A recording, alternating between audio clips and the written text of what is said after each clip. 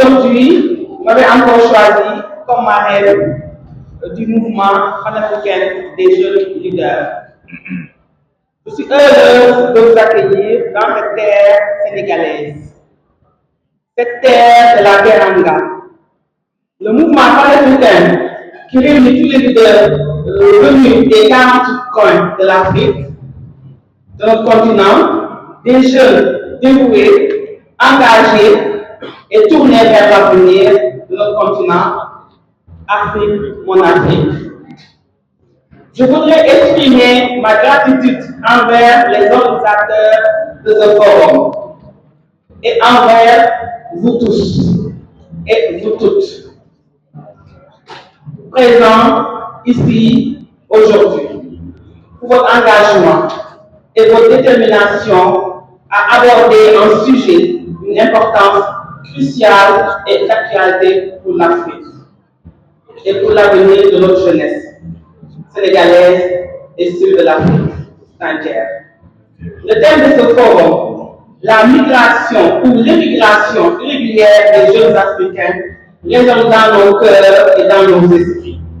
Chaque jour, nous voyons nos enfants, nos frères, nos sœurs, nos cousins, différentes populations, braver le froid, prendre des pirogues clandestinement pour aller dans d'autres pays à la recherche de la vie sociale, laissant des enfants ou les emportant parfois. Quel désastre! Des images bouleversantes, de périples dangereux, des vies perdues en mer et dans le désert, et des drames familiaux nous rappellent l'urgence d'agir. Ces jeunes, pleins de rêves et d'espoir, fuient souvent des conditions qu'ils jugent insoutenables. Le chômage, l'exclusion, la pauvreté, les conflits ou encore le manque de perspective. Mais que disent ces départs massifs et ces chemins de souffrance sur l'état de notre nation et sur notre en tant que jeunes leaders africains? L'immigration irrégulière n'est pas seulement une fuite individuelle, elle est le symptôme d'un mal collectif et profond. Elle reflète un échec à offrir à nos jeunes désespérés, à des femmes et même des fois des mères de famille en quête d'un minimum de vie sociale décente, les opportunités qu'ils méritent chez eux, sur leur propre terre. C'est pourquoi nous devons comprendre que la solution de ce phénomène ne réside pas uniquement dans la sécurisation des frontières ou dans des mesures dissuasives et exige une transformation profonde de nos sociétés, de nos économies et de notre gouvernance. En tant que marraine de ce mouvement, je veux vous exhorter, chers leaders, à adopter une approche holistique et proactive. Je crois fermement que l'Afrique regorge de talents, de ressources et de potentialités qui ne demandent qu'à être déployées au profit de nos populations. Voici quelques pistes de réflexion que je souhaite partager avec vous. Investir dans la formation professionnelle. Nos jeunes ont besoin d'acquérir des compétences adaptées aux réalités du moment et du marché. Les initiatives favorisent l'innovation, l'entrepreneuriat et les technologies devraient être au cœur de nos stratégies. Stimuler l'emploi et l'entrepreneuriat local. La création d'opportunités économiques sur le continent essentiel. Les jeunes doivent avoir foi en leur avenir ici dans le propre pays et percevoir l'Afrique comme une terre d'opportunités et non comme un piège à fuir. Renforcer la gouvernance et la lutte contre la corruption. Une gouvernance inclusive et transparente est une condition préalable à toute transformation. Les jeunes, vous devez voir en leurs leaders, en vos leaders, des modèles d'intégrité, porteurs d'une vision qui répond à leurs aspirations. Promouvoir une image positive de l'Afrique. Nous devons reconquérir notre narratif et réaffirmer la fierté de grandeur africaine. Je suis africain, je suis africaine, je suis fière d'être africain, je suis fière d'être africaine. Par la mise en avant de nos succès, de nos cultures et de nos valeurs communes.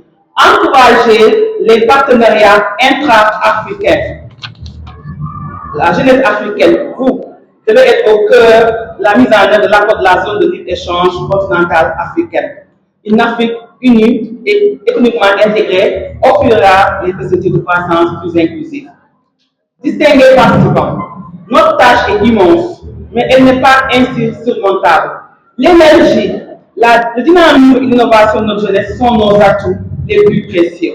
Si nous réussissons à transformer nos systèmes, valoriser et retenir ce potentiel, nous serons à la hauteur de la promesse d'une Afrique forte, autonome et prospère.